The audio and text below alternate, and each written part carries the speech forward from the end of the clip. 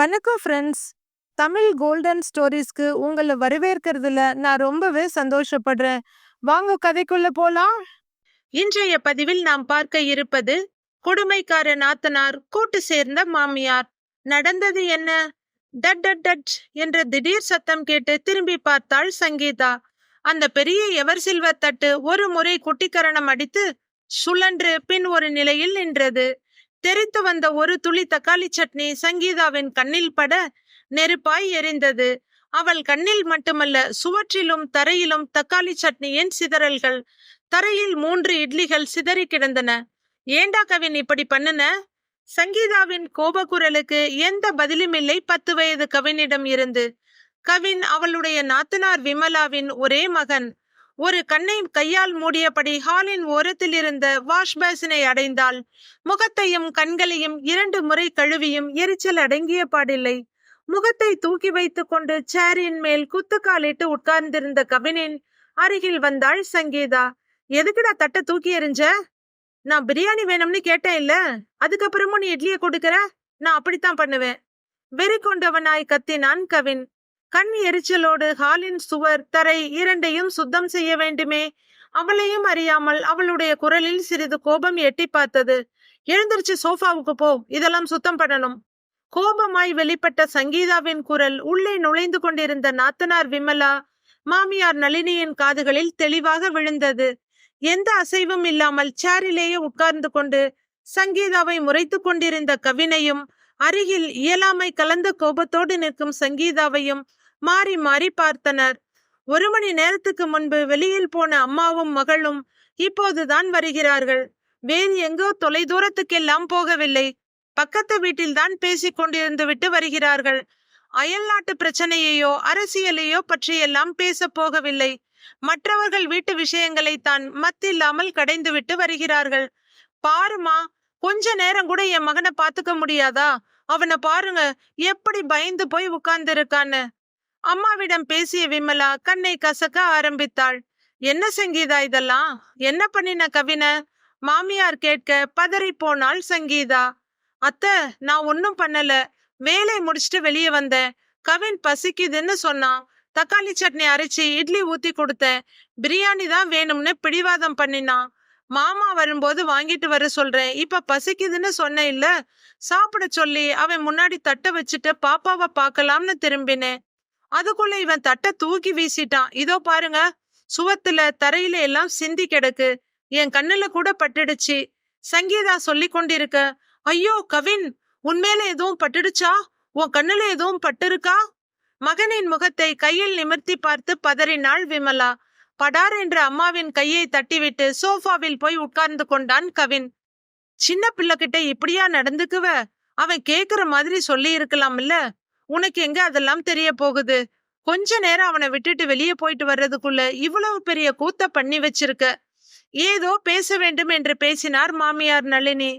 கவின், செல்லக்குட்டி, இதோ பாரு, மாமாவுக்கு போன் பண்ணி பிரியாணி வாங்கிட்டு வர சொல்றேன். இப்ப வந்துடுவான். தன்னுடைய போனில் தம்பி ரகுநந்தனை அழைத்தாள் விமலா. எதிர்முனையில் போன் எடுக்கப்பட்டு சொல்லுக்கா என்ற குரல் கேட்டதும் அம்மாவிடம் இருந்து போனை வெடுக்கென்று பிடுங்கினான் கவின். மாமா, எனக்கு பிரியாணி வேணும், ரொம்ப பசிக்குது, சீக்கிரம் வாங்கிட்டு வா. போனை தன் பக்கத்தில் வைத்துவிட்டு மீண்டும் டிவி பார்க்க ஆரம்பித்தான். சங்கீதாவை திரும்பி முறைத்துவிட்டு மகனை நெருங்கி உட்கார்ந்து கொண்டாள் விமலா. பேரனுக்கு கொடுப்பதற்காக ஃப்ரிட்ஜில் சாக்லேட்டை தேடிக்கொண்டிருந்தாள் நளினி. சுவரை துடைத்த சங்கீதா அடுத்து தரையையும் துடைக்க ஆரம்பித்தாள்.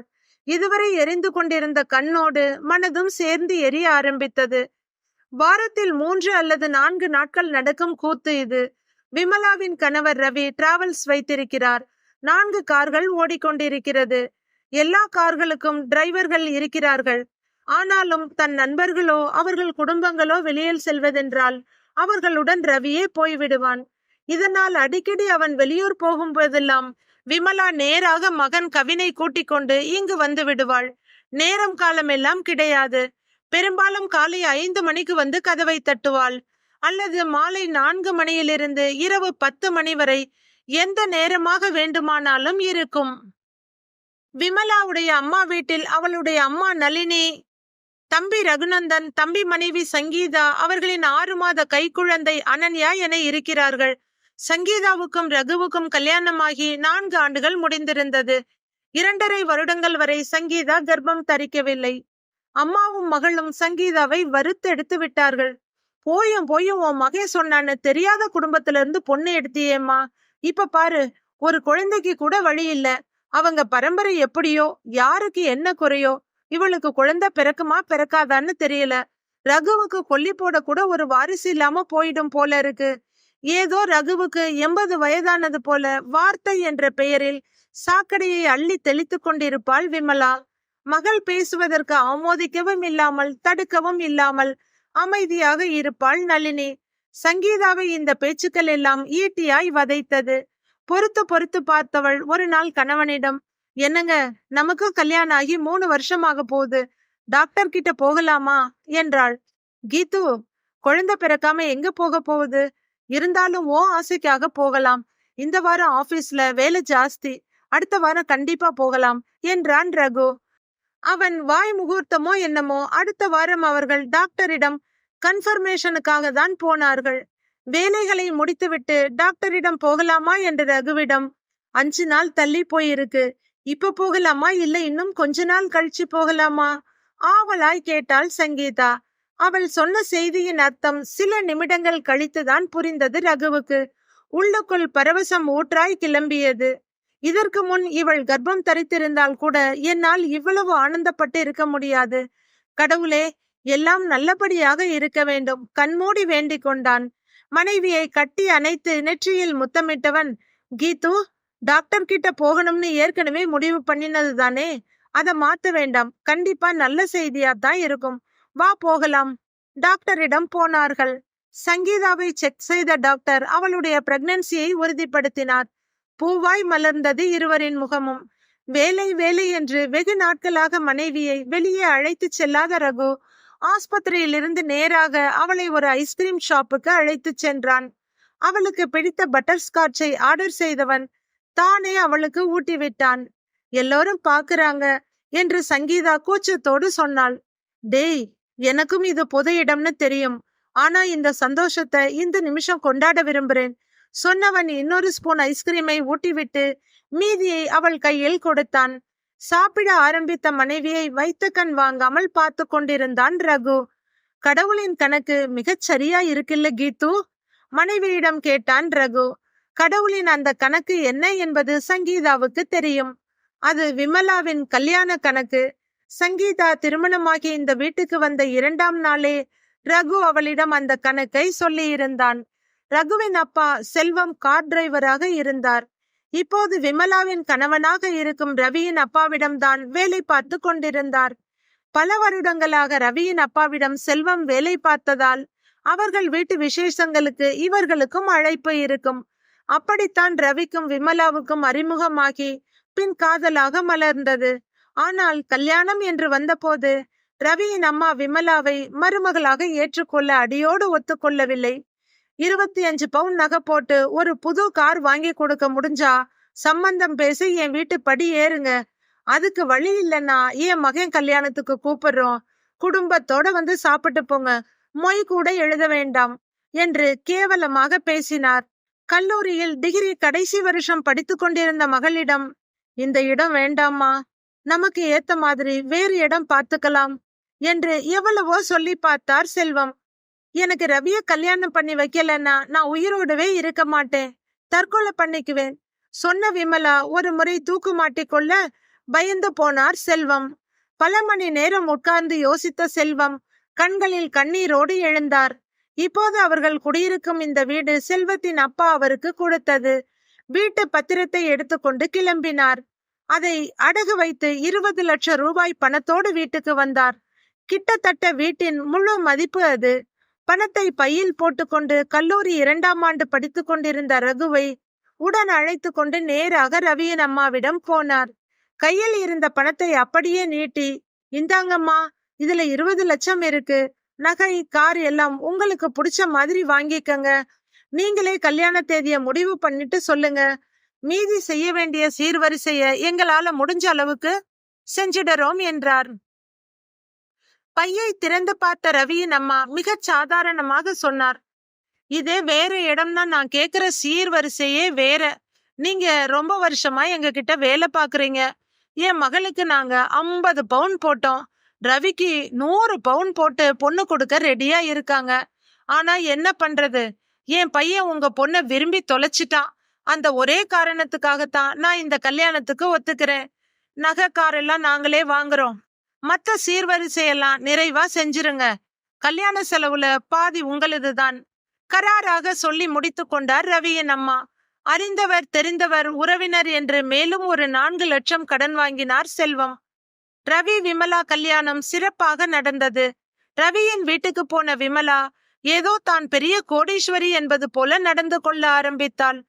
1.5 வருடம் கழித்து அவளுடைய மகனுக்கு பெயர் வைக்கும் விசேஷத்துக்கு போனார்கள். அவ்வளவு கடனிலும் 1 பவுன் செயின் வாங்கி கொண்டு பேரனை பார்க்க போனார்கள். வீட்டு வேலைக்காரர்களை மதித்த அளவு கூட இவர்களை மதிக்கவில்லை. அவமானத்தில் கூனி குறுகி வீட்டுக்கு வந்த செல்வத்துக்கு கடும் நெஞ்சுவலி வந்தது. மகனின் கையை பிடித்து அழுதவர், உன்னை ஒன்றுமில்லாம நடுத்தருவுல நிறுத்திட்டு போறேன், என்ன மன்னிச்சிடு. ரகுவின் கைகளை கெட்டியாக பிடித்தவரின் பிடி கொஞ்சம் கொஞ்சமாக தளர்ந்தது. அவசரமாக ரகு அப்பாவை ஆஸ்பத்திரிக்கு கூட்டி போக முயல, இன்னொரு கடனை அவன் தலையில் சுமத்த விரும்பாத செல்வம் மூச்சை நிறுத்தி இருந்தார்.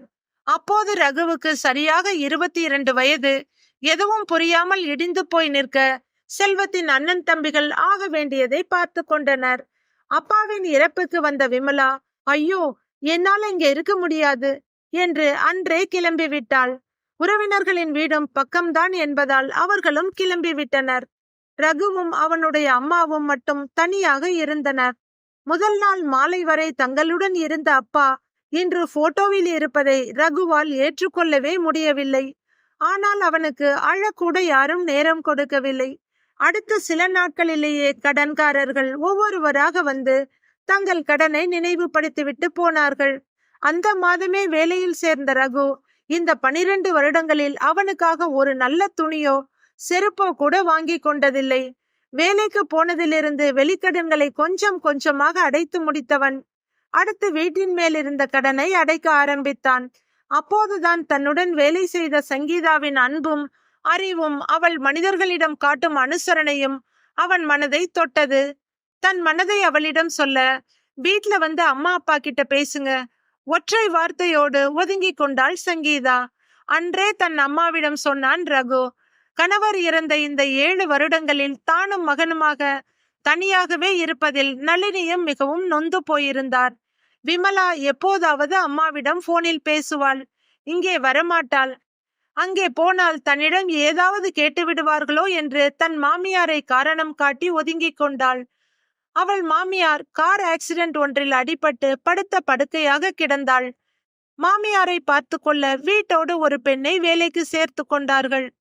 வீட்டின் முழு பொறுப்பும் விமலாவின் கைக்கு வந்துவிட்டது. இப்போது ரகு ஒரு பெண்ணை பற்றி சொல்லவும், இவனுக்கும் வயதாகி கொண்டே போகிறது, கல்யாணம் செய்ய வேண்டும், மருமகள் வீட்டுக்கு வந்துவிட்டால் தனக்கும் உதவியாக இருக்கும். உடனே ஒத்துக்கொண்டார் நளினி. அடுத்து வந்த நல்ல நாளில் அம்மா மகன் இருவர் மட்டும் பெண் பார்க்க சென்றனர்.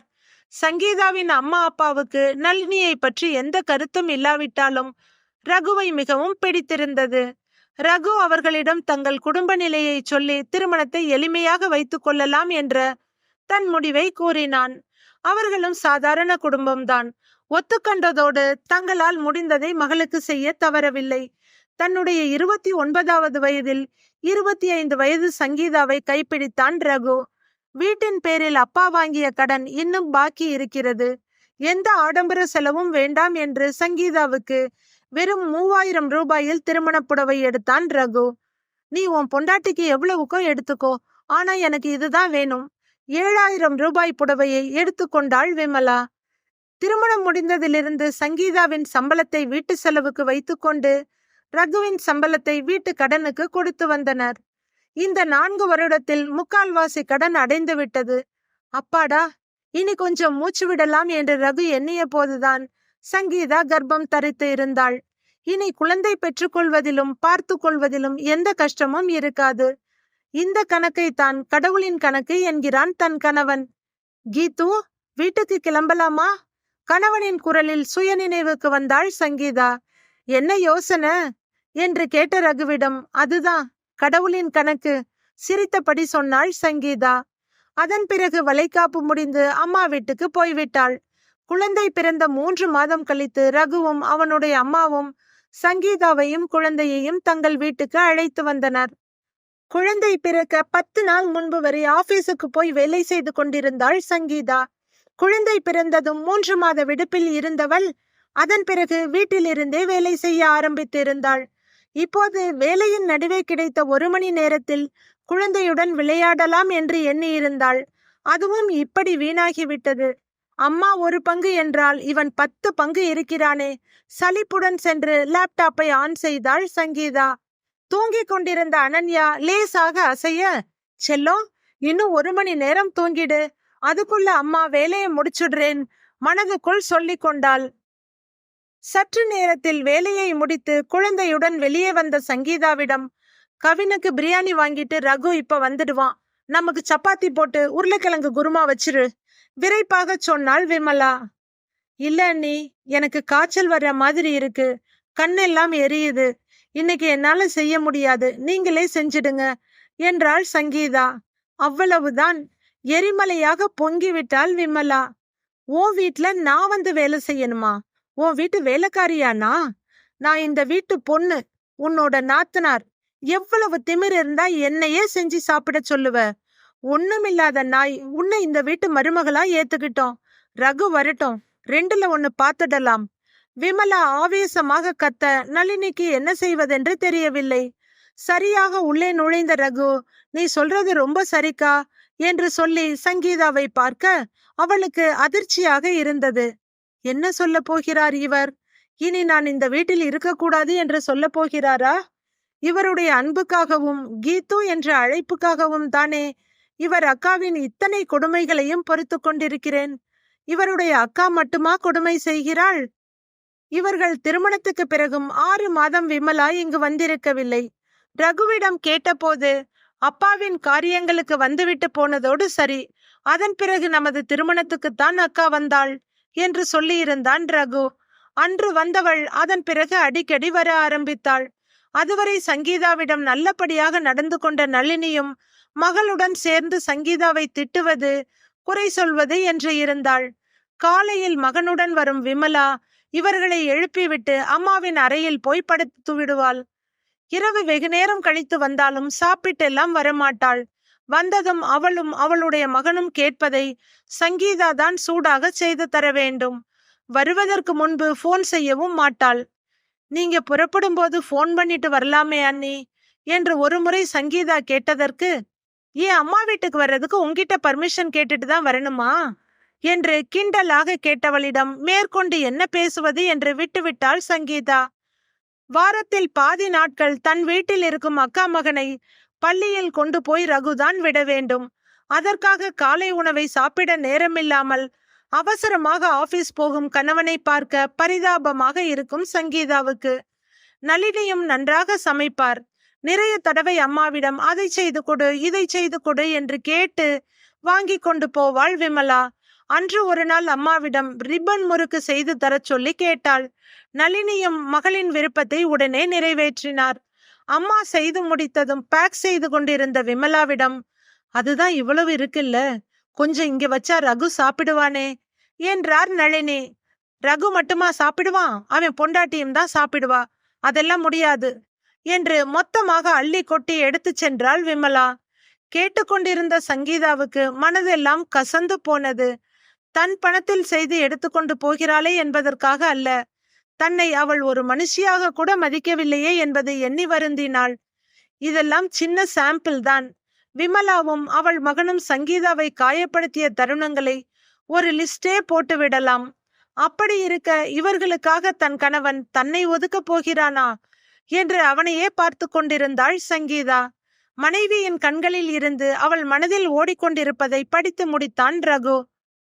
தன் பேச்சை ஒத்துக்கொண்ட ரகு அடுத்து என்ன சொல்ல போகிறான் என்று அவன் முகத்தை ஆவலுடன் பார்த்து கொண்டிருந்தாள் விமலா. கண்டிப்பா 2ல 1 பார்த்துட வேண்டியதுதான் அக்கா. உன்னோட கல்யாணத்துக்காக அப்பா எவ்வளவு கஷ்டப்பட்டார்னு உனக்கு நல்லா தெரியும். உன் கல்யாணத்தால அப்பாவையும் இழந்துட்டு அடுத்த நேர சாப்பாட்டுக்கு வழி தெரியாம நின்னப்போ நீ எங்க போன? அதுக்கப்புறம் கடன் எல்லாம் ஓரளவுக்கு முடிஞ்சிருச்சு.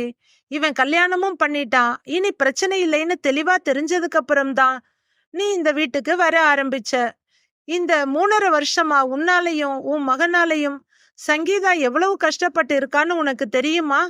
கவினை ஸ்கூல்ல விடுறதுக்காக மாசத்துல பாதி நாள் நான் சாப்பிடாம அவசர அவசரமா ஆபீஸ் போறப்ப எல்லாம் அவ எவ்வளவு வருத்தப்பட்டிருக்கான்னு உனக்கு தெரியுமா?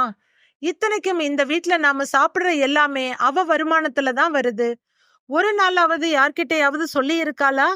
நைட் ஷிஃப்ட் முடிச்சிட்டு படுக்கிற அவகிட்ட காலையில 5 மணிக்கு எழுப்பி காஃபி கேட்கறது, நைட்டு 10 மணிக்கு மேல வந்து அதை செஞ்சு கொடு இதை செஞ்சு கொடுன்னு அதிகாரம் பண்றது.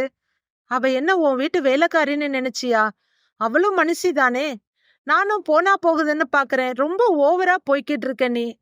உன்னோட அகங்காரமும் ஆணவமும் அப்படியே உன் பையன்கிட்டயும் இருக்கு. உங்க 2 பேருக்கும் அடிமையா இருக்க அவ இந்த வீட்டுக்கு வரல. என் மனைவியா வாழத்தான் வந்து இருக்கா. ஒரு நல்ல மனுஷியா இருக்க முடிஞ்சா நீ எப்ப வேணும்னாலும் வரலாம். இப்படி அதிகாரமும் அட்ராசிட்டியும் பண்றதுனா அதுக்கு இடம் இது இல்லக்கா. அம்மா, சங்கீதாவை நீ மனுஷியா நினைச்சா இந்த வீட்ல இரு. இல்ல விமலா மட்டும்தான் உன்னோட மகன்னு நினைச்சினா நீயும் கிளம்புமா. இவர் என்ன இப்படி பேசுறாரு? என்ன இருந்தாலும் விமலா இந்த வீட்டு பிறந்த பொண்ணு. மனதில் எண்ணியதை வார்த்தையிலும் சொல்லிவிட்டாள் சங்கீதா. நளினி தலை குனிந்து நின்றிருக்க விமலா முன்னே வந்தாள். சங்கீதா, என்ன மன்னிச்சிடு. புது பணம் என் கண்ணை மறைச்சிருச்சு. உன்னோட ட்ரெஸ்ஸ பத்தி நான் எவ்வளவோ கேவலமா பேசியிருக்கேன். ஆனா நீ ஒரு வார்த்தை கூட சொல்லாம என்னோட கல்யாண கடனை உன் தலையில சுமந்திருக்க. நானும் அம்மாவும் சப்பாத்தி பண்றோம். நீ போய் ரெஸ்ட் எடு. சொன்ன அக்காவை நம்ப முடியாமல் பார்த்தான் ரகு. சுதாரித்து கொண்ட நளினியும், இனி உன் வேலையை முடிச்சிட்டு பாப்பாவை நல்லபடியா பாத்துக்கோமா. மத்ததெல்லாம் நான் பாத்துக்கிறேன். நான் பேசுனதையோ நடந்துகிட்டதையோ மனசுல வச்சுக்காத என்றார் நளினி. அத்தை, அதெல்லாம் ஒண்ணுமில்ல. ஏன் இப்படி பேசிக்கிட்டு இருக்கீங்க என்றாள் சங்கீதா. உங்க பிரச்சனையெல்லாம் அப்புறம் பாத்துக்கோங்க. முதல்ல எனக்கு பிரியாணி கொடுங்க. கேட்ட கவினை முறைத்தாள் விமலா. இதோ பார், உனக்கு என்ன சாப்பிட கொடுக்கணும்னு எங்களுக்கு தெரியும். உன் இஷ்டத்துக்கெல்லாம் நடக்க முடியாது. நாங்க கொடுக்கறத சாப்பிட விருப்பம் இருந்தா சாப்பிடு, இல்லன்னா பரவாயில்ல. சாயந்தரம் நீ நடந்துகிட்டதுக்கு உன் அத்தை கிட்ட மன்னிப்பு கேளு. விமலா சொல்ல விக்கித்து போய் நின்றான் கவின். அப்போதுதான் அவனுக்கும் புரிந்தது, தான் ஏதோ தவறு செய்திருக்கிறோம் என்று. சங்கீதாவிடம் சென்று, சாரி அத்த, இனிமே இப்படி நடந்துக்க மாட்டேன் கவின் சீரியஸாக சொல்ல, இவ்வளவு பணிவு உனக்கு செட் ஆகலையே கவின் என்று சொல்லி சிரித்தாள் சங்கீதா. சங்கீதா சொன்ன விதத்தில் அனைவருக்கும் சிரிக்க, தானும் தன் குட்டி வாயை திறந்து சிரித்தாள் குழந்தை அனன்யா. கதையை படித்த கேட்ட அனைவருக்கும் நன்றி. கதை பிடித்திருந்தால் லைக் செய்து நமது சேனலை சப்ஸ்கிரைப் செய்து கொள்ளுங்கள். நன்றி, வணக்கம்.